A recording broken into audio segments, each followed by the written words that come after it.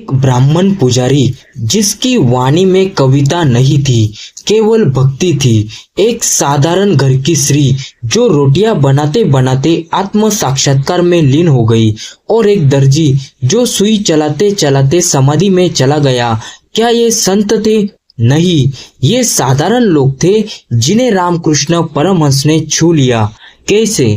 संसार साधारण और असाधारण में भेद करता है, लेकिन रामकृष्ण परमहंस की नजर में हर आत्मा ईश्वर की छवि है। वो कहते हैं, न जाने किस शरीर में छिपा है साक्षात ब्रह्म। लोग सोचते थे योग, वेदांत, समाधि सिर्फ संतों और ब्राह्मणों के लिए है, लेकिन रामकृष्ण ने इन सीमाओं को तोड़ दिया। उनकी नजर में स्त्री, शूद्र, गरीब, अनपढ़ सभी में वही ईश्वर है। उन्होंने एक बार कहा, जो पत्थर की मूर्ति में ईश्वर को देखता है, वो पहले खुद के भीतर देखे। क्या वह वहां नहीं है? एक मुस्लिम सेवक, एक महिला श्रद्धालु, एक साधारण बालक और एक ब्राह्मण विद्वान, उन्होंने सबको बराबरी दी। लाटू जो एक नौकर था, उसे कहा, तुम्हारी आत्मा भी वही है जो शंकराचार्य की थी। हृदय जो उनका भांजा था, उसे ध्यान सिखाया, और यहाँ तक कि वह एक मुस्लिम माली को भी कहा, तू मुझे भगवान के इतने पास लगता है जितना गंगा के जल के भीतर। उनका मानना था, आध्यात्मिकता कोई डिग्री नहीं, ये तो केवल अनुभव है, और अनुभव के लिए सिर्फ एक चीज चाहिए, मन की पवित्रता। जब सबने पूछा, परमहंस जी, वो अनपढ़ कैसे ध्यान करेगा? उन्होंने मुस्कुरा कर कहा, क्या माँ अपने अनपढ़ बेटे को कम प्रेम करती है? रामकृष्ण का दृष्टिकोण ही क्रांति था। उन्होंने ईश्वर को आम आदमी के द्वार पर ला दिया। शुद्ध हृदय चाहिए, शास्त्र नहीं, प्रेम चाहिए, तर्क नहीं। क्या कभी आपने सोचा है, रसोई में खाना बनाते समय भी कोई समाधि में जा सकता है, या बर्तन मांजते समय किसी को भगवान की झलक मिल सकती है? रामकृष्ण परमहंस कहते थे, ध्यान सिर्फ जंगल में नहीं होता। अगर मन एकाग्र हो तो काम ही पूजा बन जाता है। रामकृष्ण का अध्यात्म जीवन से अलग नहीं था, बल्कि जीवन में ही छिपा हुआ था। वो कहते थे, तुम बस यह मान लो कि जो तुम कर रहे हो वह माँ काली की सेवा है, फिर देखो चमत्कार। सावधानी से किया गया कोई भी कार्य ध्यान बन सकता है। उनकी दृष्टि में रोजमर्रा की जिंदगी को पूजा बना दिया। सिर्फ मन को बदलने की जरूरत थी, माहौल को नहीं। एक दिन एक महिला भक्त अन्नपूर्णा देवी रसोई में सब्जी काट रही थी।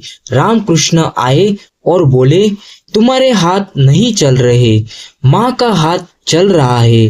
वो स्तब्ध हो गई और उसी क्षण वे रोने लगी। उन्होंने अनुभव किया, मैं नहीं, कुछ और ही इस शरीर से काम कर रहा है। रामकृष्ण ने ध्यान को आसान बना दिया।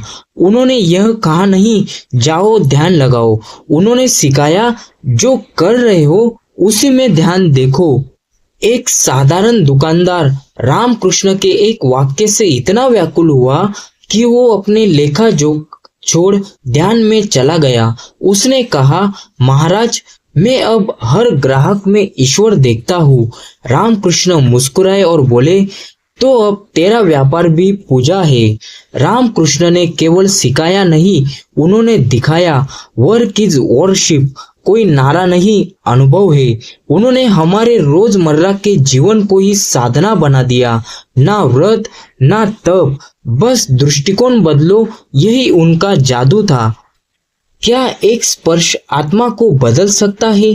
क्या कोई महापुरुष अपनी उंगली से ब्रह्म ज्ञान दे सकता है? रामकृष्ण परमहंस का सबसे रहस्यमय पक्ष था उनका स्पर्श सिद्धांत। वे कहते थे, जब मन निर्मल हो तो स्पर्श भी मंत्र बन जाता है। एक दिन युवा नरेंद्र ने सवाल किया, क्या आपने ईश्वर को देखा है? रामकृष्ण मुस्कुराए और उन्होंने उसका हाथ पकड़ लिया। उस क्षण नरेंद्र की चेतना हिल गई। उसे लगा पूरा ब्रह्मांड मेरे भीतर समा गया।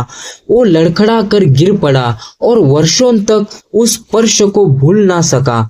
जिसमें आत्मा जलती हो उसी के स्पर्श से चेतना जागती है। रामकृष्ण का स्पर्श सिर्फ स्पर्श नहीं था, वो चेतना का ट्रांसफर था, एक दिव्य ऊर्जा जो सीधे हृदय को झंझोर देती है। एक बार एक विधवा महिला आई।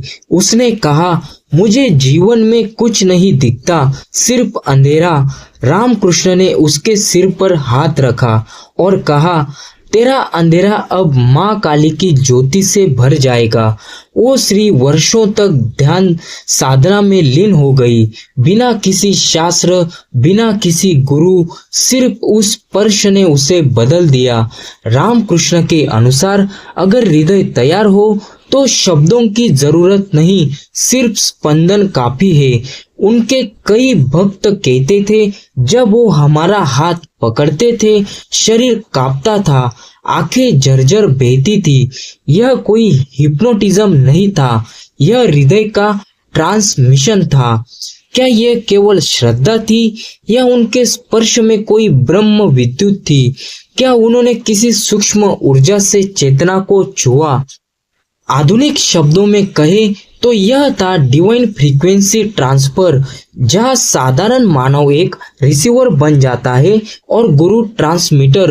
रामकृष्ण के लिए स्पर्श केवल शरीर तक सीमित नहीं था, वो आत्मा को छूते थे, और जहां आत्मा छू जाए वहां परिवर्तन निश्चित है। कुछ गुरु बोलते हैं, कुछ समझाते हैं, लेकिन रामकृष्ण परमहंस सिर्फ मौन से शिष्य को बदल देते थे। उनके कमरे में कोई मंत्रोच्चार नहीं, कोई प्रवचन नहीं, लेकिन जब कोई वहां बैठता था तो भीतर कुछ बदलने लगता था। एक युवक आया, कुछ पूछने ही वाला था, लेकिन जैसे ही रामकृष्ण की आंखों से उसकी नजरें मिली, उसके होठ बंद हो गए। उसने कुछ नहीं पूछा, वो चुपचाप बैठा रहा और फिर रो पड़ा। जो मौन में उतर सकता है वही आत्मा की भाषा समझ सकता है। उसने कहा, मैंने सब जान लिया बिना कुछ कहे, क्या ये संभव है? एक बार एक पंडित ने पूछा, आप मुझे वेदांत सिखाए। रामकृष्ण मुस्कुराए और बस मौन हो गए। कुछ देर बाद पंडित उठे और बोले, अब शब्दों की जरूरत नहीं, आप ही वेदांत है। यह वह क्षण था जब मौन उपदेश बन गया। रामकृष्ण कहते थे, जब मन स्थिर हो जाए और हृदय खुला हो तब मौन से बड़ा कोई गुरु नहीं। उनकी उपस्थिति ही साधना थी। उनका मौन शिष्य की अंतर आत्मा को सीधा स्पर्श करता था। घंटों कोई उनसे कुछ पूछे बिना बैठा रहता और फिर भीतर कुछ घटित होता, जैसे जंजीर टूट गई हो। वे मौन रहते, लेकिन शिष्य भीतर जागृत हो जाता। आधुनिक मनोविज्ञान इसे कहते हैं प्रेजेंस इफेक्ट, जहां किसी की मौन उपस्थिति से ही मन का पैटर्न बदलने लगता है। रामकृष्ण में वह फील था, जहां प्रवेश करते ही बुद्धि शांत और हृदय जागृत हो जाता था। जब गुरु बोलना बंद कर दे तब सुनने की शुरुआत होती है। रामकृष्ण की शिक्षा सिर्फ शास्त्र नहीं थी, वो खुद चलता फिरता ब्रह्म ज्ञान थे।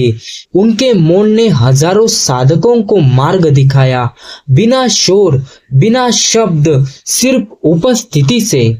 लोग सोचते हैं अगर भगवान को पाना है तो घर छोड़ो, संसार त्यागो, पहाड़ों पर जाओ, लेकिन रामकृष्ण परमहंस ने कहा, गृहस्थ में रहकर भी तुम ब्रह्म ज्ञानी बन सकते हो। एक बार एक गृहस्थ महिला आई, पूछा, मैं घर संभालती हूँ, पूजा कैसे करूँ? रामकृष्ण बोले, तुम जब चूल्हे पर रोटी बनाती हो, माँ काली को भोग लगाकर सोचो। जब बच्चों को प्यार करती हो, समझो माँ के बच्चों की सेवा कर रही हो। उन्होंने उसे कर्मयोग, प्रेम भक्ति और निरंतर स्मरण का सरल रास्ता दिखाया। गृहस्थ वही है जो बाहर से व्यस्त लेकिन भीतर से शांत हो। रामकृष्ण मुस्कुराते और बोले, संसार मत छोड़ो लेकिन आसक्ति छोड़ो, गृहस्थी निभाओ लेकिन भगवान को केंद्र में रखो। उन्होंने दुनिया को बताया कि त्याग का मतलब भागना नहीं, बदल जाना है। उन्होंने हर गृहस्थ को साधक बनने का मार्ग बताया। भोजन बनाते समय ध्यान, सेवा करते समय भक्ति, पैसे कमाते समय विवेक, संबंधों में स्नेह लेकिन स्वार्थ नहीं। रामकृष्ण के अनुसार संसार की सेवा में ईश्वर की सेवा है। उन्होंने गृहस्थों को सिखाया कि भक्ति का मतलब सिर्फ भजन नहीं बल्कि रिश्तों में ईमानदारी, काम में सच्चाई और हर पल ईश्वर का स्मरण। वो कहते थे, जब तुम्हारा बिस्तर, रसोई और रिश्ते सब ईश्वर को अर्पण हो जाए तो तुम्हारा घर ही मंदिर बन जाता है। रामकृष्ण ने गृहस्थों को नया आत्मविश्वास दिया कि तुम भी भगवान तक पहुंच सकते हो, बिना संन्यास के, बिना त्याग के, बस चेतना के। रामकृष्ण जो आज भी लोगों के भीतर बोलते हैं। 1886 में रामकृष्ण इस दुनिया से चले गए, लेकिन सच बताए वो कभी गए ही नहीं। वो हर उस इंसान में जीवित है जो कहता है, मैं साधारण हूँ लेकिन मुझे ईश्वर चाहिए। उनकी शिक्षाएं आज भी उन लाखों लोगों में जीवित है जो सांसारिक जीवन जीते हुए आध्यात्मिक राह खोज रहे हैं। रामकृष्ण ने एक बीज बोया, आज वह स्वामी विवेकानंद के मिशन से लेकर घरों के मंदिरों तक लोगों के अंतर्मन में उग चुका है। जैसे चुपचाप जलता हुआ दीपक, रामकृष्ण की शिक्षाएं आज भी आत्माओं को प्रकाश देती है। जब कोई पूछता है, मैं कौन हूँ, क्या माया ही सब कुछ है, क्या भगवान सच में है, तो कहीं ना कहीं रामकृष्ण का उत्तर गूंजता है, हाँ, अनुभव करो, जान जाओ। उनका संदेश था, ईश्वर का अनुभव हर एक के लिए संभव है अगर मन को खाली करो और प्रेम से भरो। अगर तुमने ये वीडियो देखा है तो शायद तुम्हारे भीतर भी रामकृष्ण की उस दिव्य चिंगारी ने हलचल मचाई हो। अब सवाल यह नहीं कि रामकृष्ण कौन थे, सवाल यह है कि क्या तुम तैयार हो, तैयार अनुभव के लिए, परिवर्तन के लिए और खुद को जानने के लिए। रामकृष्ण कहते थे, जैसे जैसे माया हटती है वैसे वैसे सत्य प्रकट होता है। अब प्रश्न तुम्हारा है, उत्तर तुम्हारे भीतर है।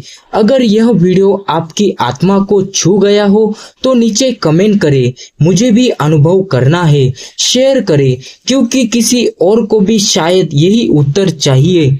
और चैनल को सब्सक्राइब करिए और बेल आइकॉन जरूर दबाएं क्योंकि अगला वीडियो आपसे मिस ना हो। जय मां काली, जय श्री रामकृष्ण परमहंस।